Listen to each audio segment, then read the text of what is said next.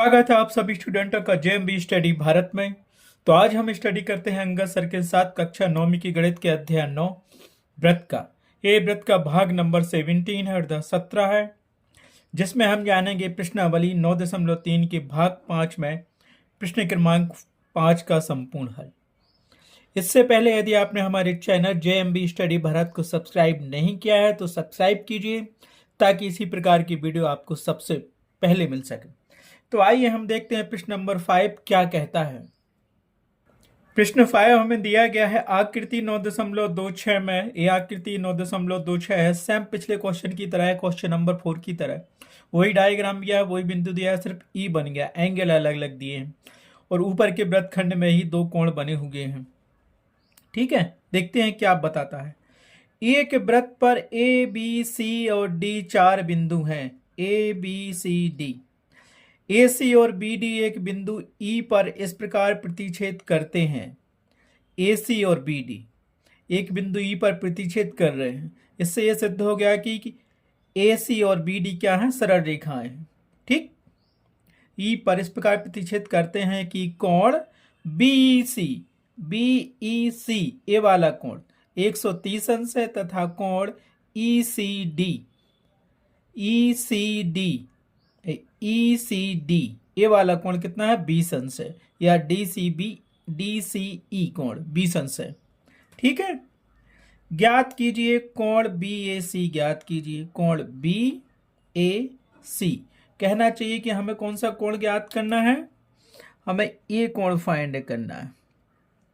अब यहां देखो, पहले ही उसने बता दिया कि ए सी और बी डी एक दूसरे पर प्रतिच्छेद करते हैं बिंदु ई पर। इससे सिद्ध हो गया कि ए सी और बी डी क्या है, एक सरल रेखाएं हैं। और जब ये सरल रेखा है तो हम क्या करेंगे, किसी एक को सरल रेखा मान लेंगे। ठीक है, तो माना कि बी डी एक सरल रेखा है और इस पर एक क्या बन रहा है, ये कोण फाइंड अपन कर लेंगे। त्रिभुज के तीनों कोण इसमें लगा देंगे 180 अंश के बराबर, तो डी निकल आएगा, डी निकल आएगा, तो ये कोण हमें मिल जाएगा। यही ज्ञात करना ना। तो यहाँ क्या करेंगे, हम रेखिक युग्म का यूज करेंगे। रेखिक युग्म कोण से दो कोणों की माप क्या होती है, जब मान लो एक रेखा पर, जैसे हम आपको बताते हैं, ये देखो एक रेखा है, उस पर अगर कोई बिंदु काट रहा है तो उसका ये वाला कोण और ये वाला कोण, कोण 1 और ये कोण 2 हो गया, किसके बराबर होंगे, एक रेखा है। तो ये देखो कोण 1 प्लस कोण 2 बराबर होते हैं 180 अंश के, होता है। तो ये रेखिक युग्म कहलाता है, आपको याद होगा रेखिक युग्म है। तो यहाँ पे मान लो बी डी रेखा है, तो वहां से ए सी प्रतिच्छेद कर रही है, तो यहाँ से यहाँ तक, तो ये कोण और ये कोण बराबर हो जाएगा 180 अंश के। तो ये कोण हमें 130 दिया है और 180 में से 130 जाएंगे तो ये कोण मिल जाएगा हमें, ये वाला कोण सी ई डी। जब ये कोण मिल गया सी ई डी और ये हमारे पास ई सी डी दिया था, तो ये तीसरा कोण हम फाइंड कर सकते हैं, क्योंकि त्रिभुज के तीनों कोणों की माप कितनी होती है, 180 अंश। तो डी निकल आएगा, डी निकल आया, तो ये के बराबर होगा, क्योंकि हम जानते हैं कि एक ही वृत्तखंड पे बने वृत्त की परिधि पर कोण आपस में क्या होते हैं, बराबर होते हैं। तो यहाँ दो कोण, एक कोण दिया था, एक ही निकाल लिया। ठीक है, तो लगाते हैं इसमें रेखिक युग्म कोण। ठीक है, वो प्रमेय भी लगेगा अपना जो पिछले क्वेश्चन में लगाया था। ठीक है, लेकिन उससे पहले जो हमें दिया गया है उसको लिख लेते हैं और जो ज्ञात करना है उसको लिखते हैं। ठीक, तो क्या हो गया, एक वृत्त पर ए बी सी और डी 4 बिंदु हैं।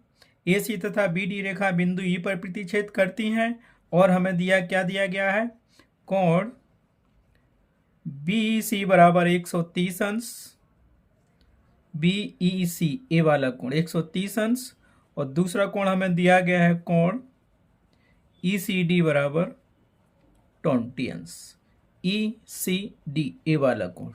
ठीक है, अब हम क्या लगाएंगे, जो ज्ञात करना है उसको भी लिख लो यहाँ पे। तो फाइंड करना, ज्ञात करना हमें कोण बी ए सी बराबर क्वेश्चन मार्क, एंगल का मान ज्ञात करना है। सेम पिछले क्वेश्चन की तरह डायग्राम बनाया है, तो देखते है कि प्रमेय नंबर 9.8 तो लगेगा ही, लेकिन उसको बनाने से पहले हमें पहले कोण डी निकालो या फिर कोण ए निकालो। तो क्या करते हैं, हम कोण ए निकाल लेते हैं, नहीं कोण डी निकालेंगे, लेकिन डी निकालने के लिए हमें ई फाइंड करना चाहिए। तब तो चाहेंगे कि त्रिभुज सी डी ई के तीनों कोणों की 180 अंश के बराबर होगी, तो ये कोण जोड़ देंगे, ये जोड़ देंगे, तो ये मिल जाएगा। जब डी मिल गया तो ये ऑटोमेटिक निकल आएगा। ठीक है, तो अब हम क्या करेंगे, बताओ। तो यहां देखो हम क्या कर सकते हैं, बी डी एक सरल रेखा मान लो, क्योंकि है तो दोनों सरल रेखा, लेकिन ये एक दूसरे को बिंदु पर प्रतिच्छेद कर रही हो, तो यहाँ बी डी को सरल रेखा मान लो, तो ये कोण निकाल सकते हैं अपन। ठीक है, क्योंकि बी डी एक सरल रेखा है, क्योंकि बी डी एक क्या है, सरल रेखा है। ठीक है, इसलिए कोण BEC प्लस कोण CED क्या कर सकते हो, कोण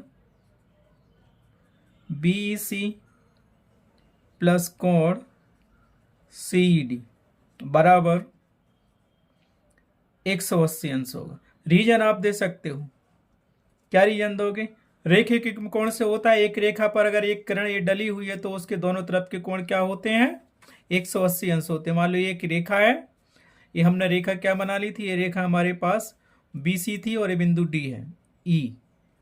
ठीक है, तो इस रेखा के दोनों कोण क्या बराबर होंगे, 180 अंश के बराबर। तो रेखे के कोण यही कहलाता है, तो यहां लिख लो रेखे के कोण से। तो यहां क्या लिख सकते हैं हम, रेखे के कोण से कोण BEC तथा कोण CED, ये वाला कोण और ये वाला कोण आपस में बराबर होंगे, दोनों का योग 180 अंश के बराबर। लेकिन हमें ये कोण दिया गया था क्वेश्चन में, कोण BEC बराबर 130 अंश दिया है, ये दिया है, तो इसका मान हम यहाँ रख देंगे, तो ये ऑटोमेटिक निकाल लेंगे। तो यहाँ से क्या मिलेगा, सो दैट इम्प्लाइज इसका मान हमने रख दिया कितना, 130 अंश प्लस कोण CED कर लिया, और बराबर हमने कर दिया इक्वल टू 180 अंश। रीजन देना हो तो क्योंकि ये दिया है, क्या दिया है हमारे पास, कोण BEC ये दिया गया है, कितना दिया गया है, बराबर 130 अंश दिया था हमारे पास। ठीक है, इतना रीजन लिखना जरूरी है। तो इसको हम डायरेक्ट क्या निकाल लेंगे, निकाल सकते हैं CED बराबर 180 अंश माइनस 130 उस तरफ ही जाएगा, तो माइनस का 130 अंश हो जाएगा। 130 80 में से 130 जाएंगे तो कितना बचेगा हमारे पास, सो ये मिल गया हमें, दैट इम्प्लाइज कोण CED बराबर कितना मिल गया, 50 डिग्री मिल गया, फाइंड कर लिया। अब यहाँ पे एक त्रिभुज हमें क्या मिला, CED त्रिभुज, ए कौन सा त्रिभुज, देखो यहाँ से ये CED त्रिभुज, ये वाला कोण कितना निकाल लिया हमने, 50 डिग्री का, और ये 20 डिग्री का दिया ही था तुम्हारे पास, बस एक कोण और निकाल लो D। अब दो कोण मिल गए तो तीसरा कोण हमें मिल जाएगा, क्योंकि हम जानते हैं त्रिभुज के तीनों कोणों की माप 180 अंश के बराबर होती है। तो इस कोण को और इस कोण को जोड़ दो और प्लस ये कर दो, बराबर 180 अंश कर दो, तो कोण D मिल जाएगा। जब कोण D मिल गया तो ये भी इक्वल हो जाएगा D के। ठीक है, इतना आप स्क्रीनशॉट ले लीजिए। इसके आगे हम चलते हैं नेक्स्ट पेज पर। आया समझ में, ये दूसरा डायग्राम वही बनाया BCAD। ठीक है, ये कोण हमने कितना निकाल लिया था अपना, ये 50 डिग्री का निकाल लिया था, ये 130 अंश का दिया, ये 20 डिग्री का दिया था। ये कोण फाइंड करना है, तो त्रिभुज कौन सा लेंगे, CDE या त्रिभुज CED में त्रिभुज के तीनों कोणों का योग 180 अंश के बराबर होता है। तो तीनों कोणों को लिख देंगे यहाँ पे, चूंकि लिखो या तीन बिंदु लिखो, एक ही बात होती है, चूंकि त्रिभुज CDE में क्या में हम जानते हैं कि त्रिभुज के तीनों कोणों की माप कितनी होती है, 180 अंश के बराबर। तो हमने त्रिभुज लिया CDE त्रिभुज, क्या जानते हैं हम त्रिभुज CDE में, क्योंकि त्रिभुज के तीनों कोणों की माप 180 अंश के बराबर होती है, तो इस त्रिभुज के तीनों कोणों को जोड़ लो। तो पहला कोण क्या मिल गया, इसीलिए हमें मिलेगा कोण CED प्लस कोण CDE। अब उल्टा, पहले CED था, फिर बीच में आ गया D और लास्ट में हो गया E, फिर प्लस किया, कोण D लिख लो। तो अब क्या करेंगे, E लिख गया, हमारे पास क्या बचा था, कोण C बचा था, उसको लिख लो DCE कर लो, एक ही बात है, कोण DCE प्लस तीसरा कोण मिला DCE। तीनों कोणों का योग कितना होता है, 180 अंश के बराबर होता है। लिख लिया हमने ये। अब जो जो कोण दिए थे उसका मान लिख लो। CED कोण तो हमने क्या है, 50 अंश का अपन ने निकाल लिया था, और ये C कोण दिया था बीच वाले, ये कोण हमें दिया था, क्या दिया था, ये दिया था 20 अंश का। तो बस इसमें वैल्यू रख दो, तो यहाँ से हमें क्या मिलेगा, ये हमने कितना निकाला, सी डी कोण आप देख रहे हो 50 डिग्री निकाला था, तो इसका मान हमने रख दिया 50 डिग्री, प्लस डी कोण हमें पता नहीं है तो कोण सी डी जो का तो लिखा, प्लस डी सी ई कोण हमें कितना दिया था, ये 20 डिग्री दिया है, ये डी सी ई या ई सी डी कितना दिया है, 20 डिग्री दिया था, बराबर हो गया अपने पास 180 अंश। रीजन देना चाहो तो यहाँ लिख सकते हो, क्योंकि कोण सी डी बराबर कितना है, 50 डिग्री हमने निकाल लिया, ठीक है, और दूसरा कोण क्या था हमारे पास दिया था, डी सी ई बराबर 20 डिग्री। ये दो कोणों के मान अपने को दिए थे, ठीक है।